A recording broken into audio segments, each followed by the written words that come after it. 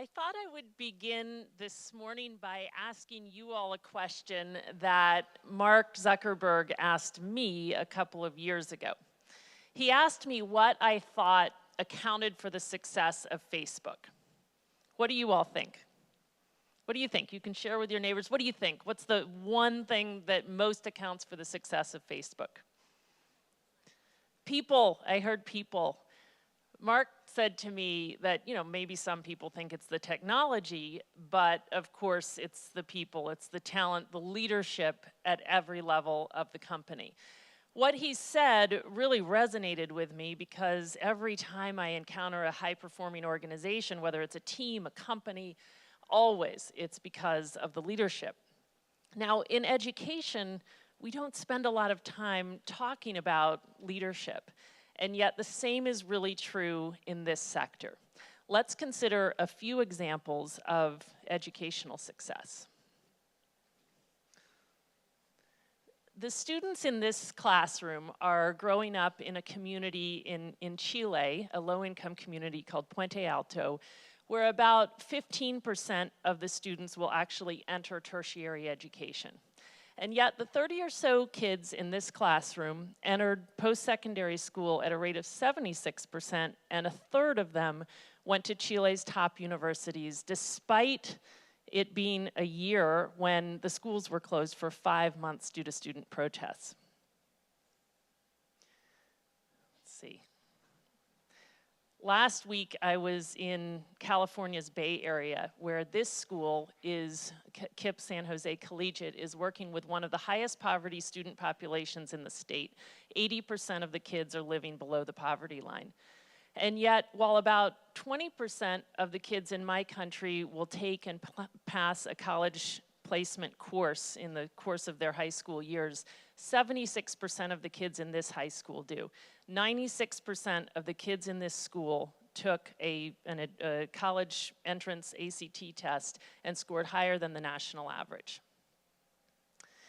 The kids in this classroom are engaged in a math curriculum called Math's Pathways that diagnoses their individual needs and creates a personalized curriculum. In the last 3 years since the creation of this curriculum, 25,000 kids have engaged in it. And in fact, they have made 3 times the progress in any given year as the kids using a standard math curriculum. And finally, the school system in this city, my nation's capital of Washington, D.C., is currently the fastest improving urban school system in the history of my country. About 15 years ago, the 9-year-olds in Washington, D.C. were a full 3 or 4 grades behind the average 9-year-olds in my country. Today, if you met the average 9-year-old, they're a full year ahead of where they were just 4 years ago.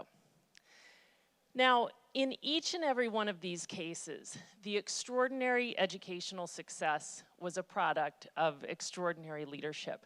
Tomas, the teacher in the Chilean classroom, is one of the most incredible leaders I've ever met.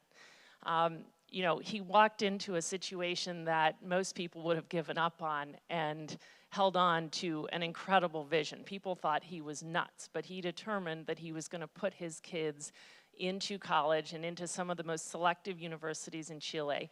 He convinced his kids to work harder than they had ever worked before to get there, and he went to incredible lengths to make it happen, even when it meant finding a new place to gather the kids in a chapel, despite the schools being shut down for literally 5 months. The school, KIPP San Jose Collegiate, gets the results it does because it has a school principal who's on an absolute mission to get the kids to and through college, and also has the kind of skills and leadership ability necessary to build and mobilize a team to make it happen. Math's Pathways is getting the results that it is because 2 teachers, Richard Wilson and Justin Mathis, who brought backgrounds in particle physics and engineering, started teaching and could not get over the inefficiency of the classroom, given the kind of one-size-fits-all approach that typifies our school systems, and determined to change that. And the school system in Washington, D.C. is getting the results it is because of a constellation of leaders who are really working at every level of the school system, at every level of policy, across sectors, in order to create a new day for kids. It's this insight that really leadership is the core of the solution in education that motivates all of us across the Teach for All network. I started Teach for America now a little over 25 years ago, and over the past several years, social entrepreneurs in countries around the world have launched similar initiatives. So now Teach for All is a network of independent organizations in 38 countries and growing that are enlisting their country's most promising future leaders and developing and cultivating their leadership as a force for ensuring opportunity for all children. Across Teach for All, we're committed to tackling what we call educational inequity. The fact that the privilege of children's birth, their economic circumstances, their race, their gender, and so forth, really predicts their educational and ultimately life outcomes.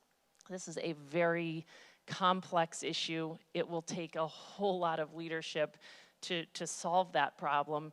And yet in all of our countries and in virtually every country around the world, we're channeling our top talent, our most promising future leaders towards everything but that set of issues. We're channeling it into finance, into technology, into medicine and law, but almost never towards ensuring opportunity for the most marginalized children. That is what we're working to change at Teach for All.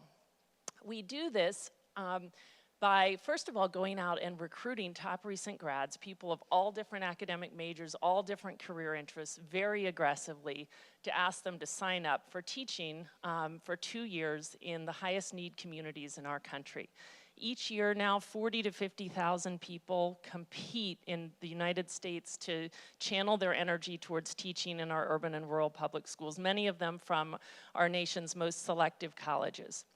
Here, Teach for the Philippines selects just 10% of the applicants who step up to say that they want to do this. And while it's only 3 years old, the valedictorians, the summa cum laudes of the University of the Philippines, of Ateneo University, are part of these initial cohorts.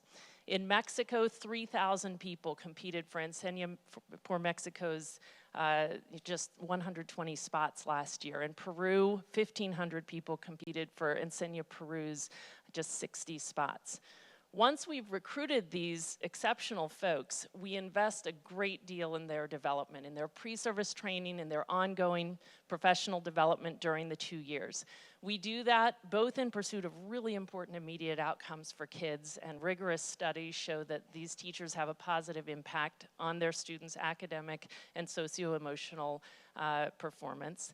And at the same time, we're investing in them because of really important long-term objectives. Ultimately, these 2 years are foundational for a lifetime of leadership and advocacy. About 2/3 of the alumni across the network, including 2/3 of the now 50,000 alumni of Teach for America, are still working full-time in education, and many others are working from other sectors, from policy, from medicine, from law, to impact either schools or the quality of life in low-income communities. After the 2 years, we continue investing in the development, in the career paths of these alumni. Here in the Philippines, there's a partnership between the public and private sector to create government spots for the folks who have this rare experience of teaching for 2 years. And already, just 3 years in, there are 7 Teach for the Philippines fellows who have posts in the Department of Education. In Peru, 35 of the 169 alumni of Enseña Peru are working at some level of the government ministry. Ultimately, the goal is to create a leadership force of people all over the world who are working at every level of the education system, at every level of policy, and across sectors to effect the systemic changes necessary to ensure educational opportunity for all. This is working. The teacher, Tomas, is a teacher from Enseña, Chile. The school in the Bay Area is getting the results it is because of a Teach for America alum who's the principal, who leads a staff, 2/3 of whom are Teach for America alumni. Maths Pathways was started by 2 Teach for Australia fellows. And if you took all the Teach for America alumni out of Washington, D.C., you would take away the school's chancellors who've led the change over the last 8 years, The majority of the senior team and staff of the school district during that time. You would take away 20% of the school principals, including the principals of most of the fastest improving, highest performing schools in the system. You'd take away hundreds of teachers, the state commissioner for education, and the leaders of many of the NGOs supporting the change. We spend a lot of time collectively talking about how we're going to reach the new Sustainable Development Goal, quality learning for all by 2030. We talk a lot in these rooms about how we'll improve the education system's performance in our own countries, how we'll improve their rankings on the international assessments. Almost always these discussions revolve around a few things. How do we get more funding? Teacher training, how do we leverage technology? My fear is that we aren't putting nearly enough emphasis on how to ensure that we have the leadership capacity to ensure that all those other good investments actually work. In every other sector, we spend a lot of energy talking about how to develop the leadership we need to get the results we're going for. We have to do the same in education. I've actually come to believe that we can realize this vision in our lifetime. Tomas shows us that it's possible in his classroom. We're seeing it's possible not only in whole classrooms, but in whole schools like KIPP San Jose Collegiate. Richard Wilson and Justin Mathis are showing that we can make this happen across whole schools. And in Washington, D.C., we're showing that we can make it happen even in some of the most entrenched situations in countries. The only question is whether enough of our country's most promising, most capable future leaders will step up and decide to make this happen. So as I leave you today, I want to ask each of you to consider what you can do to ensure that they do. Thank you so much.